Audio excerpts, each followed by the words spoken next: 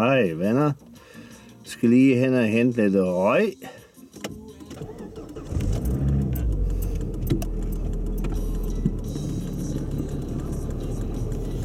Ja, I kan jo snart turen.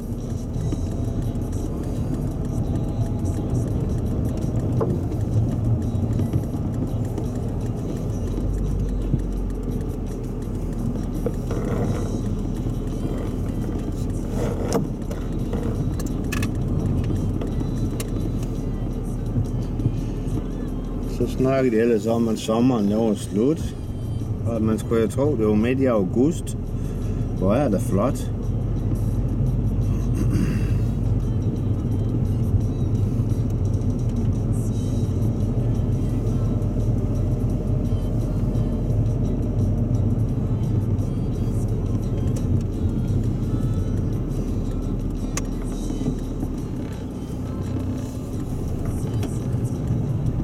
Ja, det er altså ganske almindelig tobak.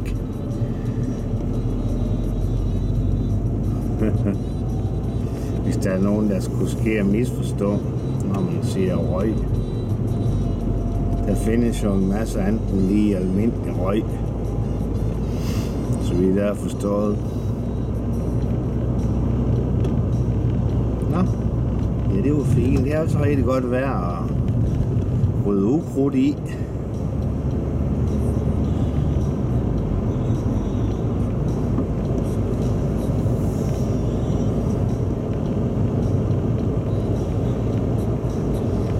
Det må jeg godt nok sige. Der er så at sige aldrig en sky på himlen, og så næsten vindstille. Det er da rigtig, rigtig flot. Hvordan i alverden kan de så snakke om både regn og blæst og alverden ting. Men det kan selvfølgelig være, det er sydpå. Men her er i hvert fald fint. Den 9. Nej, 10. 10. i 9. 11.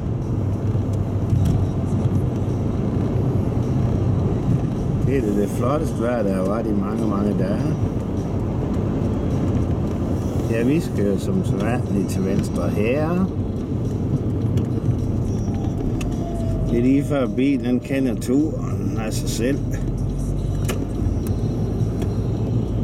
Men det var nok lidt længe inden det blev så, man bare lige kan taste ind, hvor man skal hen.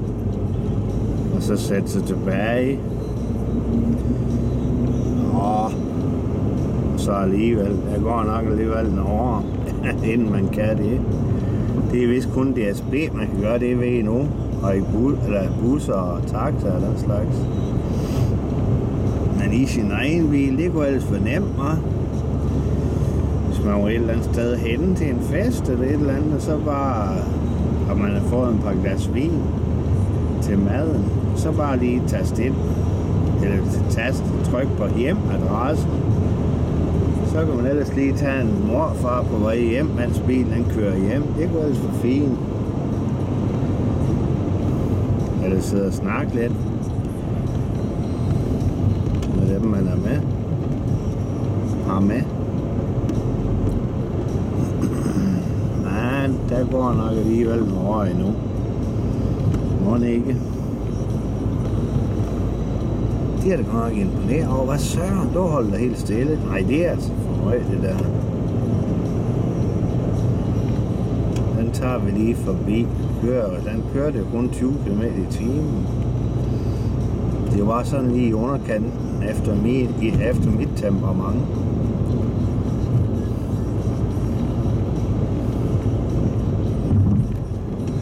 Okay, så er vi snart ved at være der. Så skal vi ind lige her til højre. Til byens kiosk. DK, som det hed i gamle dage, eller førhen.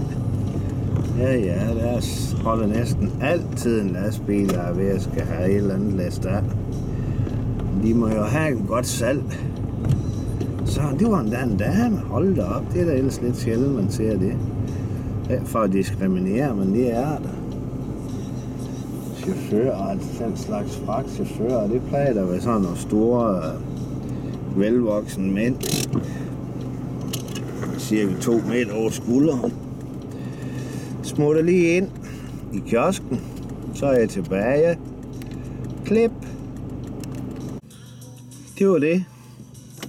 Så blev man lige 274 kroner færdigere for sådan en gang gift. Ren ud sagt gift. Det burde man godt tage sig sammen og lade være med det møgeryge. Jeg tror lige, at køre den her vej og ud den her gang, i stedet for det samme og det samme.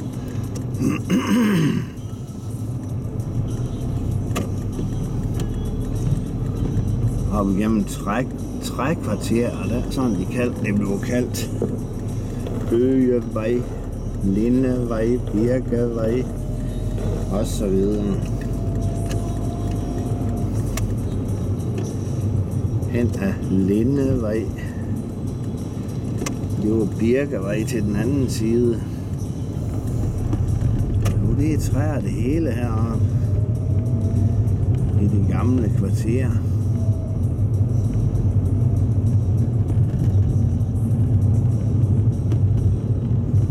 Så lige her på hjørnet, der bor min moster og onkel i det røde her til højre.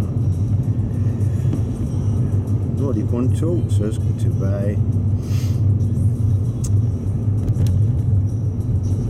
Den yngste og den ældste, mærkeligt nok. Min mor er den yngste og den ældste bror. De er væk. Den ældste bror Egon. Det er ikke så længe siden men han blev sammen også gammel. Fra Nørager.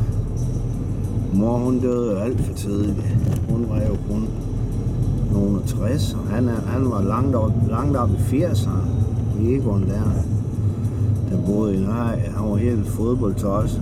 Han var så fodboldtosse, at dommeren smed ham samtidig hjem, når han stod og råbte på sit favorithold fra Nørager. Helt ned, det var jo bare sådan en lokal klub, men han var så fuldstændig besat af det fodbold, så han kunne skråle og skrige, sådan hverken træne eller noget som helst skulle komme til ord, og så dommeren var nødt til at sige til ham om at forlade stadion lige frem. Selvom det bare var sådan en lokal kamp. Det gik han godt nok op i. Men han var da også med i alverdens bestyrelser og sager, så han gjorde da også en del for sagen. Jo. Nå. Så kom man lige ud på et lille sidespor der.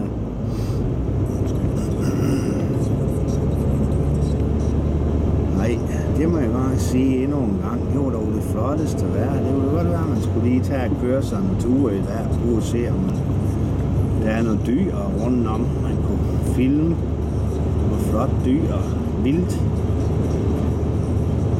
Der lister rundture i skovbrynet. Eller noget hjort eller et eller andet, der går og græsser. Det kunne være fint at få med. Det er lidt senere. Det kunne være rigtig fint, ja. Så skulle man næsten have sin ven med, så man lige kunne sidde og drikke en sodavand, mens man kørte en tur.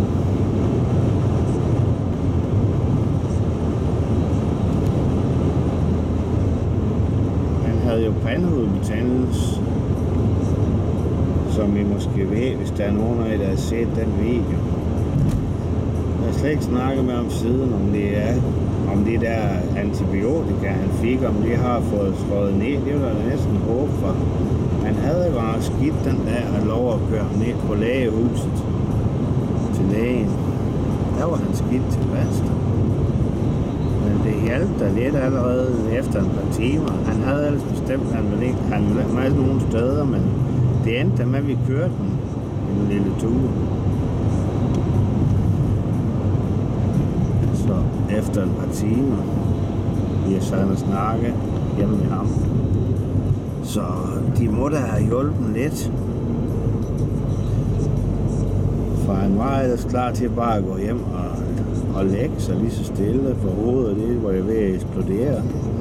Så en mærke, eller i hvert fald, det var jo og fyldt med pandehudebetændelse. Sådan en betændelse der, det ikke være pinefuld. Men det er hovedet i hvert fald. Okay. Så her, hvor er det fint alle steder, så nyslået græs. Og det er kun lige min indkørsel, der er ved at trænge til at blive. Den er ved at blive lidt grøn. Den må heller lige få en tur her, inden kommer for langt hen i efterår. Ja, den må så lige at studse hækken derovre ved træerne. Nå, jamen det var det. Tak for denne gang. Husk lige at like og subscribe, eller på dansk, lige lave abonnement og så synes om. Kan I have godt, til vi ses igen.